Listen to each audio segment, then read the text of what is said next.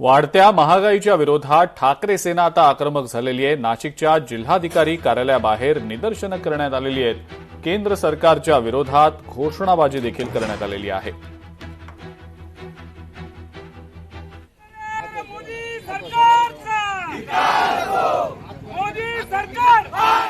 आज नाशिक येथील सर्व उद्धव बाळासाहेब ठाकरे पक्षाच्या वतीनं या भाववाढीच्या विरोधात आम्ही आंदोलन करत आहोत आणि याचा परिणाम हा जीवनावश्यक वस्तू असतील, सामान्य नागरिक, कामगार असेल, याच्या जीवनावर होणार आहे।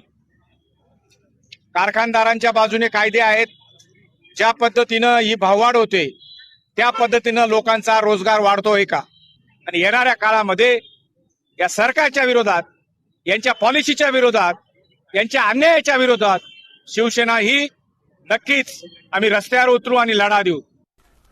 यानंतरची बातमी कल्याणमधली आहे। कल्याणमध्ये महावितरणच्या विस्कळीत कारभाराविरोधात भाजपनं आक्रमक भूमिका घेतलेली आहे। लोकप्रतिनिधींना अधिकारी प्रतिसाद देत नसतील तर मग मार खाल्ल्याशिवाय ते राहणार नाहीत, अशी आक्रमक भूमिका भाजपचे नगरसेवक दीपेश म्हात्रे यांनी घेतलेली आहे। डोंबिवलीमध्ये वारंवार विजेचा लपंडाव जो सुरू आहे त्याच्यासाठी एमएसईबीचे अधिकारी जबाबदार आहेत। फोन उचलले जात नाही, लोकांचे मीटर 200 रुपयाचं बिल जरी लोकांचे मीटर कापून नेले जातात आणि त्याच्यानंतर डिजिटल मीटर बसवण्याचं काम जे एमएसईबीकडनं सुरू आहे, याच्यासाठी आज आम्ही निवेदन देण्यासाठी आलो होतो।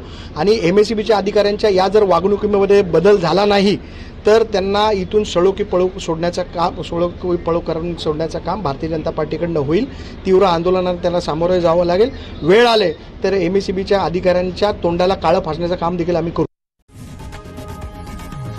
लोकशाही मराठी ऐका, पहा, जागरूक रहा।